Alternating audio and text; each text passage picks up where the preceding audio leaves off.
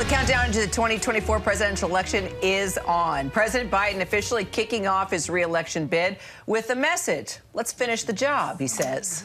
And our next guest hopes to run against the president. Republican Asa Hutchinson served 2 terms as governor of Arkansas.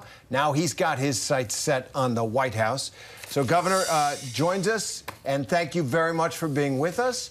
And I want to ask you, if I could, about President Biden officially announcing he's going to run for re-election. He announced that he said this is about freedom, right? About the freedom in America, and it's a battle for freedom. Explain why you think you're the right person to run against Joe Biden. Well, first of all, it was a very backward look that Joe Biden gave at his announcement. It was more about the past and 2020, and I was disappointed there wasn't more of a forward-looking. And whenever you talk about the differences, my goodness, I want a pro-growth energy policy. He wants to limit it to all-green energy policy. Whenever you look at the border, he has failed in our border security, allowing fentanyl to come into the country. When you look at the spending that's coming out of Washington, D.C., it's the root cause of inflation. It's the root cause of higher interest rates. I want to stop that. In fact, I sent some of that money back to Washington when I was governor. And so there are broad differences, and, you know, part of it is the leadership role of America. I think this is a big issue for both the Republican primary, but to juxtapose myself with President Biden, we can't fail like we did our allies in Afghanistan. We can't have that kind of failure to support our allies and our friends and to surprise them with what we're doing in the pullout in such a disastrous way. America needs to be stronger. We need to rebuild and show strength to keep peace. Well, as you know, by his campaign video he's released, Biden's framing the GOP as the party out to restrict freedom, banning abortion, banning books, expelling the people's elected representatives, and so much more. Let's just take a quick look at a clip from his re-election video. I want to get your response. The question we're facing is whether in the years ahead we have more freedom or less freedom, more rights or fewer. I know what I want the answer to be, and I think you do too. This is not a time to be complacent. That's why I'm running for re-election. So what do you think? Is the president wrong? Well, yes, I think he's wrong. I think he's trying to draw distinctions that are not something that the American people buy into. Sure, we have differences of views on abortion, but yet right now the states have the prerogative to determine their future through their elected representatives. And then whenever you look at the protection of children, I think that's a pretty good ground to stand upon, whether you're talking about protecting women's sports and biological males not participating in women's sports. These are common sense approaches.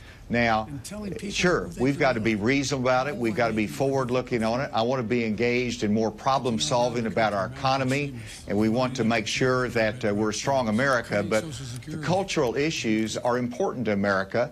They're just very divisive, and we have to debate as to exactly how you address those issues. I'm for doing it through our families and through our communities and our houses of worship. That's how we change our culture, and that's where the battle should be fought.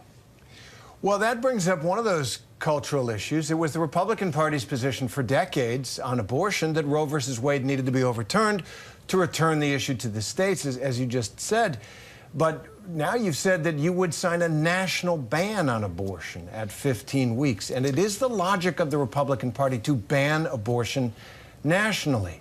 Doesn't that go against, the majority of Americans who clearly have articulated that they are in the muddled middle there, and also against that sense that you should return it to the people? People in New York or California, they want to have the right to have an abortion. What do you think of that? Well, first of all, the terms of the debate have changed a little bit. The Supreme Court returned it to the elected representatives, and right now the elected representative deciding this issue is state by state.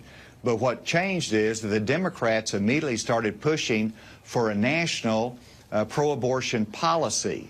And the Republicans responded and said, if we're going to have a national policy, it should reflect restrictions, but it also should reflect reasonable exceptions. And you ask, where are the American people? The American people actually support restrictions on abortion if you can have the exceptions of life of the mother in cases of rape and incest. And I think that's where much of America is. That's where I have espoused. And so if we're going to, nothing's going to happen nationally unless you have a unified Democratic Congress or a unified Republican Congress and not a divided government. So right now it's in the states. It's going to stay that way for some time. So wherever you stand on the issues, there's this new polling that suggests that the majority of Americans, they don't want Biden and they don't want Trump. So where are you going to take advantage of that? How are you going to convince those that don't want Biden or Trump to turn to you? Well, thank goodness we have a little bit of time to make the case. But the first part of it is that we don't need a replay of 2020. We don't need a Biden-Trump contest again. It didn't look pretty in 2020. It'll look even worse in 2024. We've seen that movie. We don't need to see it again. And that's why President Biden is really focusing on Trump because he would love to have a replay of that. I believe we need new leadership. I think the Republican base will see our best chance of moving forward with conservative principle is through new ideas and new leadership. It'll take time to get there, and Alvin Bragg in New York didn't help much whenever he boosted Trump with the sympathy factor whenever he was charged. And so that's what you're seeing right now, but I think over time you'll see those numbers change, and I think they will be looking for an alternative. And let me ask you about that, Governor. What is the best sign you see that the Republican base, as you said, can be wooed away from Donald Trump? He said 5 years ago, or say 7 years ago now, that he could stand on Fifth Avenue and shoot somebody and they'd still be with him. What's the best sign that you see in Republican voters that they're looking elsewhere? Well, when you go to Iowa, nobody's bringing up the name Trump. They're listening to my ideas and what I want to do on energy policy, what I want to do with inflation and the fentanyl that's invading their community. So they're real issues that people are concerned about, and they will make decisions based upon that. Now, that to me is the answer, and that's what's beautiful about our democracy is that you can go retail politics, you can do policy, and that's what wins votes. There's time, it is early, there's going to be a lot of ups and downs between now and the first caucus and the first primary. It's going to be fun to watch and fun to cover, and we'll be following you, former Arkansas Governor Asa Hutchinson. Thanks for your time today. Thanks. Great to be with you. Thank you. See you down the road. Hi, everyone. George Stephanopoulos here. Thanks for checking out the ABC News YouTube channel. If you'd like to get more videos, show highlights, and watch live event coverage, click on the right over here to subscribe to our channel. And don't forget to download the ABC News app for breaking news alerts. Thanks for watching.